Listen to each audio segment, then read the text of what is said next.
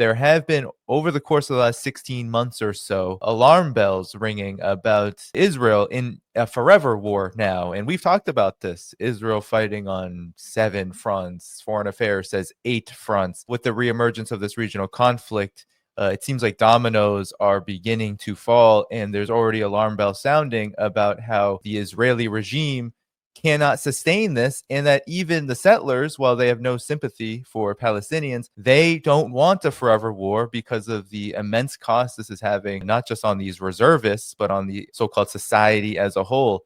Talk about this in lieu of this reemergence of resistance, as Trump has essentially greenlit the explosion of chaos and suffering in this part of the world. After October the 7th, it was said that this is going to be death by 1,000 cuts.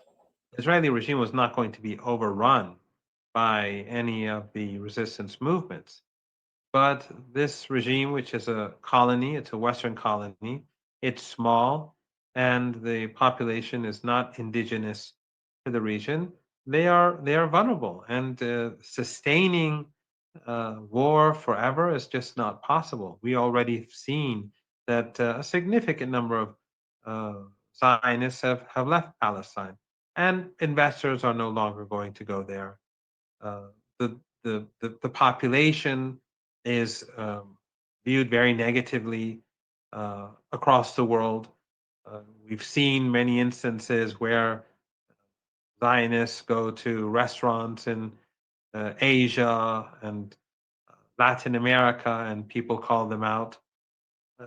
These are not pleasant experiences for these genocidal people, and the burden increases as the war goes on, and people constantly have to go back to the killing field and slaughter people. And even some of these people, after a while, they're going to have serious problems, as we saw with American soldiers in Iraq and Afghanistan and elsewhere. And the reason why, by the way, as again, going back to what Lowkey was saying, the reason why they call the resistance, or these resistance organizations like Ansarullah in Yemen, proxies, is that they want to delegitimize them. They want to tell their audience that these people don't have ideals. The ideals that were just discussed, these are very lofty ideals. They want to save the Palestinian people. They are making sacrifices.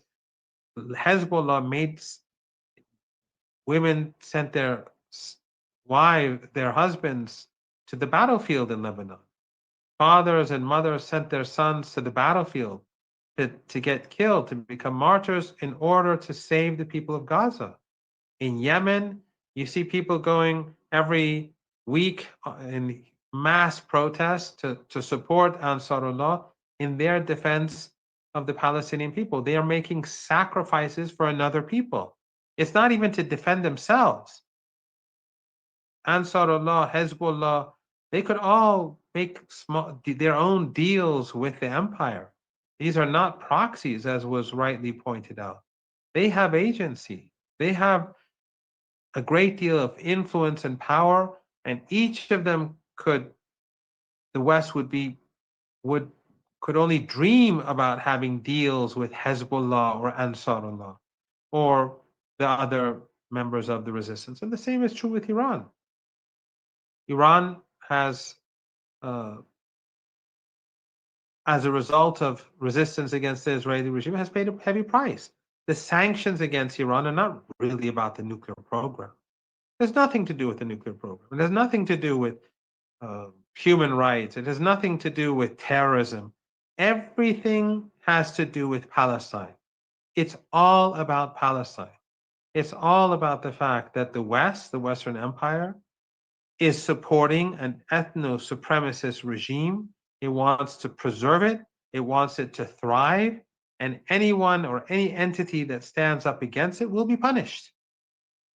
And that's why we've seen over 40 years of sanctions against Iran.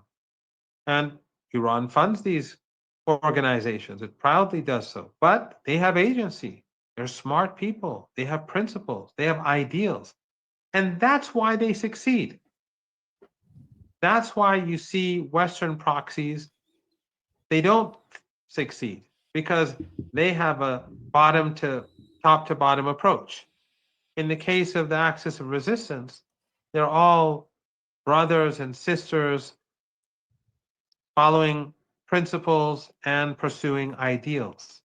And the same is true, by the way, with the broader resistance. The broader resistance includes people from all walks of life in the United States, young students, Christians, Jews, Muslims, Hindus, others, or in Europe, or people across Latin America. We've seen this explosion of sympathy across the world for the Palestinian people, and which continues to grow. The protests that we see in some Asian countries today are much greater than they were months ago, even though they're far off and it hasn't, this our part of the world has never been their priority.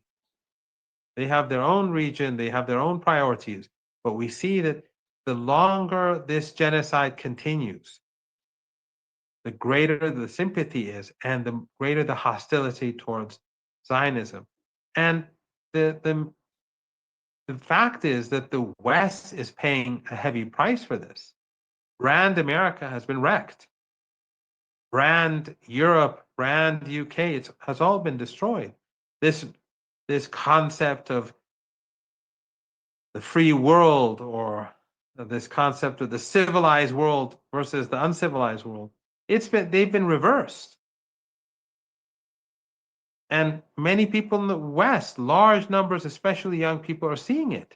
They see that their elites are completely corrupted. And now that's why the JFK files have become so much more important, I think, today than before. People are much more sensitive about what exactly happened to JFK than they were 10, 20 years ago. The Epstein files, people are very sensitive about what's going on, and they know what lies in these files that they're not going to see, and what have been redacted already when the JFK files were revealed. The same some key points were redacted, and we know what they are. We know they all go back to the Israeli regime. It goes back to Zionism. So the sensitivity that's been created against this ethno-supremacist project has spread across the world. And these are all people of principle.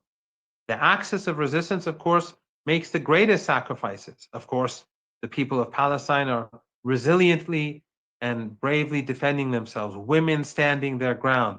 I don't know if you saw the image of that woman who lost all of her children except for one, and then she held him and she said, "I'm going to bring him up to be resistance." Mm. Immediately, she was in such despair, but then she said, "I'm going to train my son to stand up for the Palestinian people." So that resilience is growing stronger, and the resilience of the axis of resistance will continue to grow. And sometimes, and I'm sure you've seen this often, in the West, they say that the axis of resistance has been weakened, it's been defeated. In war, everyone is weakened. The Russian-Ukrainian war has weakened all sides. The Russians have been weakened. When you lose men, when you lose money, when you lose equipment, you lose resources. But relatively speaking, Russia is much stronger today compared to NATO, which carried out this proxy war. And remember, for 3 years they've been telling us that Russia is losing the war. They were taking chips out of washing machines to survive on the battlefield. Remember that, to make weapons. They were so desperate, and Biden was going to turn the ruble into rubble. For 3 years, we've been told that they're going to lose. What happened ultimately? Now the United States is desperate, or Trump is desperate to end the war without humiliation. The same is true in our region. The axis of resistance has taken hits, They've suffered casualties. There's been lots of damage. They've murdered many women and children in Lebanon, in Gaza, in the West Bank, in Yemen. But the regime itself has been hurt more. Why do you think that right now in the United States, the Zionist lobby is and in Europe and in the UK is pushing so hard to limit freedom of expression, expelling a student from the country, expelling professors from the country simply for having a picture of Sayyid Hassan Nasrallah or a picture of his funeral? Why are they harassing students? Why are they expelling students? Why are they threatening students? Because they're scared. Because things are not going well for the Zionist regime or the Zionist lobby. They're losing their popular support even in the United States. They've lost it across the world. But even in the United States, where the corporate media and the billionaire class, the wealthy, the capitalist class, all of them have so much control over society. Even there, they're losing their hold. And I think that all of these are signs that the Israeli regime is in bad shape. I'm not saying that the Israeli regime is on the verge of collapse, that next week or next month or next year, it won't exist. But we are in the final phase of existence for the Israeli regime with regards to the Israeli regime. This regime is despised across the world. And as the more it kills, the worse it's going to get. And the resistance will remain steadfast. And no matter what threats Trump makes, he will not succeed. Iran is not going to back down. Yemen is not going to back down.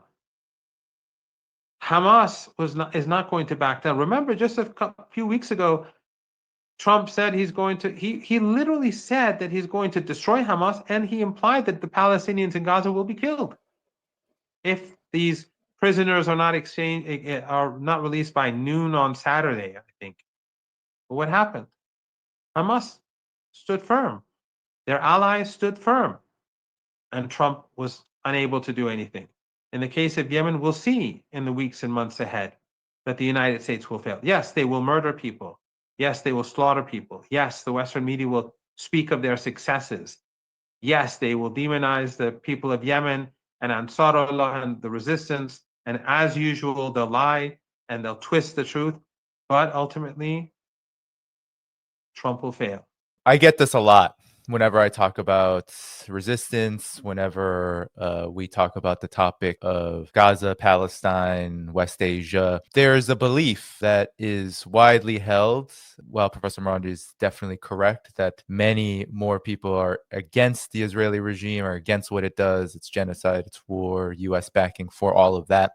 There's also this impression, because the deadliness, the lethality of what Israel is opposing on Palestinians, on Lebanese, and now, of course, the US bombing Yemen, that this somehow equates to the empire, the United States and Israel, getting what they want. Gaza is gone. I hear this a lot. Israel is now, there's alarm bells being sounded about a war of attrition. I never hear that word when it comes to total victory for a regime that's supposed to be far more powerful than its adversaries. Now we are looking at, it seems like, not just this regional war exploding again on many different fronts, but also this huge front of Iran, which Trump seems to want to move toward an all-out war with, which in my estimation is the ultimate disaster. But I would like your impression of this landscape that is emerging. Well, according to the Zionist fantasies, the Palestinians of Gaza were supposed to be in the Sinai Desert this time last year.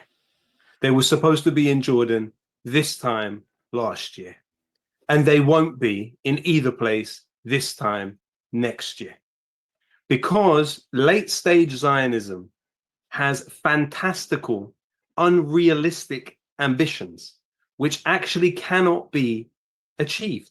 You're trying to move 2 million people, you're trying to coerce them through killing into moving. They understand that your objective is them leaving, and so they are not willing to do it. But another point that I think is relevant to this idea of late stage Zionism is that winning a war is not killing the most vulnerable of the population. That's not how you win a war in a sustainable way. You win a war by convincing the largest amount of human beings of your viewpoint. The largest amount of people actually agree with you and believe you were in the right. The United States lost in Iraq. The United States lost in Afghanistan. Israel has lost in Gaza. Israel lost in Lebanon. The way in Israel's conception this whole thing was supposed to work, frankly speaking, is the way it worked in Syria. You enter without resistance. The way it worked in Lebanon was the Lebanese population was supposed to turn against the Lebanese resistance. Well, you saw what happened at that funeral. Did it look like the Lebanese population has turned against the Lebanese resistance? It doesn't to me.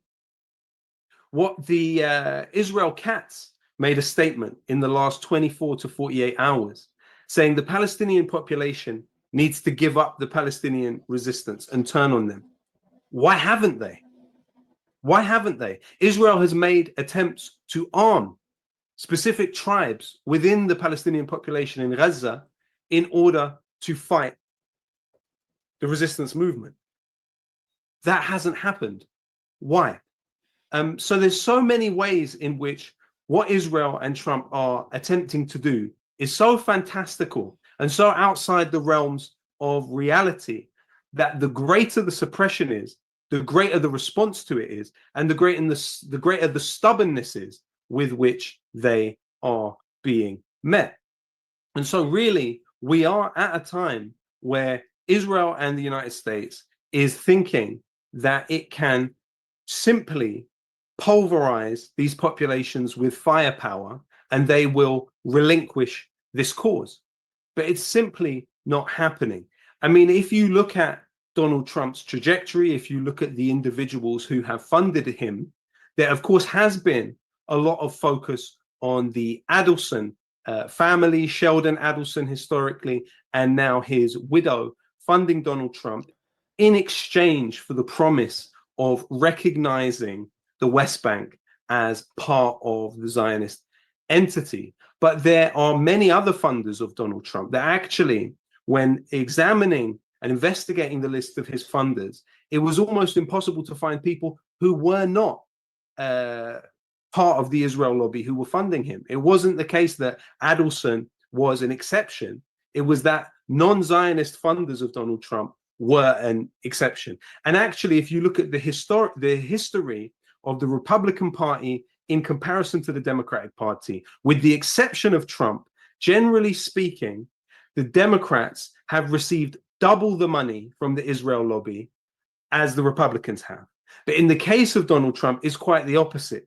He received far more money from Israel lobbyists. And I'm not talking about the one the liberals love to talk about, AIPAC. I mean, AIPAC is unfortunately a drop in the ocean of the Zionist money that is thrown around during US elections. And they need to increase literacy of that. You know, we've come far enough for people to just continue to, frankly speaking, get their news from liberal sources or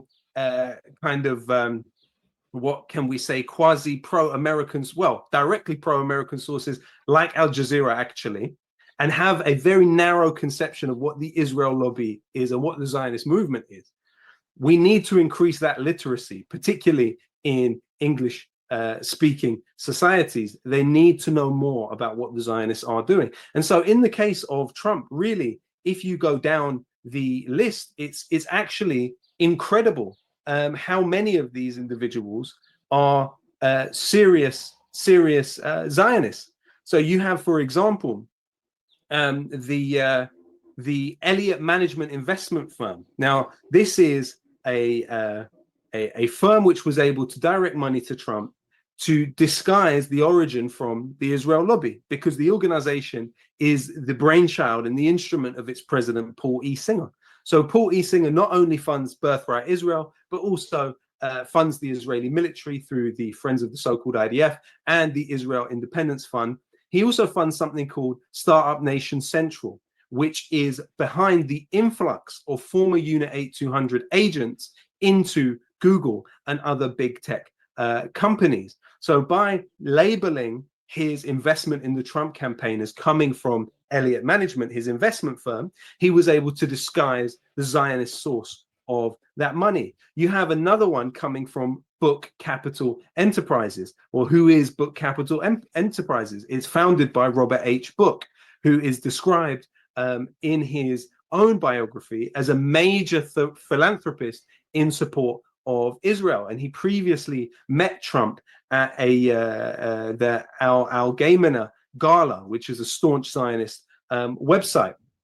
And that's not the only source of money that Trump has received. In fact, John Sawyers, the former head of British external intelligence agency MI6, said it this way: Trump was the most easily manipulated US president Israel has ever enjoyed. He recognized Israel's illegal annexation of the Syrian Golan Heights, which no other country has done. Trump's proposals for a solution to Palestine were largely written by the Israelis. And actually, what the Israelis are hoping through Donald Trump is to enlist and outsource some of the costs of their activities in Palestine to the Gulf region. So, for example, many people don't know that the company that manages Israel's airspace, obviously Palestine's airspace, is an Israeli company by the name of Highlander Aviation. How many people know that it's partially owned by a UAE state company by the name of Edge Group? How many people know that Jared Kushner, as part of the Abraham Accords, each of the Gulf states which were party to it, it stipulated that they have to invest $10 billion directly into Israel. But Jared Kushner founded, off the back of the Abraham Accords, something called Affinity Partners. He did it with $2 billion from the Saudi government. He did it with money from the UAE. He did it with money from Qatar. Now, what has Affinity Partners done since it was founded by Kushner? Well, Kushner described it as being a corridor for Gulf investment in Israel. Well, it has procured Phoenix Holdings. Phoenix Holdings not only is one of the largest shareholders in Elbit Systems, Israel's largest arms company, it's also key to the development of settlements in the West Bank. What else did this Gulf, Saudi, and UAE-backed Affinity Partners do? It invested in something called the Shlomo Group. Now, the Shlomo Group is the largest shipbuilding company in Israel, and it's built the biggest ships for the Israeli Navy. But moreover, it has directly kitted out several key units in the Israeli military, like the Shaldag unit, which was responsible for the raid on Al-Shifa Hospital, which has left tens of people, if not hundreds, buried in the courtyard of the hospital. Do people know that there is Saudi money going directly into the company which is kitting out the Israeli military with ships and vehicles? Are people aware of the access of assistance and quite how repulsive and repugnant its activities have been around the genocide in Gaza? You look at Al Arabiya, which is the Saudi channel. It's come out that it has directly coordinated its reports with the Israeli military. And in fact, it has even released information that it could only have obtained from the Israeli military about assassinations of key Palestinian resistance figures. So as I said, this period of time has to lead to a greater clarity about who is on whose side and what decisions are being made vis-a-vis the Palestinian people. Because Donald Trump is banking on the support of the Gulf states to depopulate Gaza, whatever the public pronouncements are of those royal families. As Netanyahu said in the interview, we give our allies wiggle room in what they say publicly. So what that means is that the Saudis can simultaneously be aiding what Israel is doing in Gaza, but speaking with the bare minimum of condemnation. We are past condemnation. At this stage, we need action. And this ultimately is why organizations like Palestine Action, Organizations like those within the axis of resistance are today more popular in the very countries conspiring against them than at any time previous. They have more popularity, more support. The figures from those organizations, both dead and alive, are more influential on those populations, and including the English-speaking societies, than they ever were, including in life. Now that's quite an insane concept for the Western liberal to absorb. Those who cling to life as if human existence is merely about staying alive. They cannot absorb that these individuals have transcended existence to stand and influence populations, including within the own families of these political figures. You think Keir Starmer doesn't have pro-Palestinian people within his own family? You think the children of Keir Starmer might not just come across my music or the music of Macklemore? They will. We're speaking to these populations.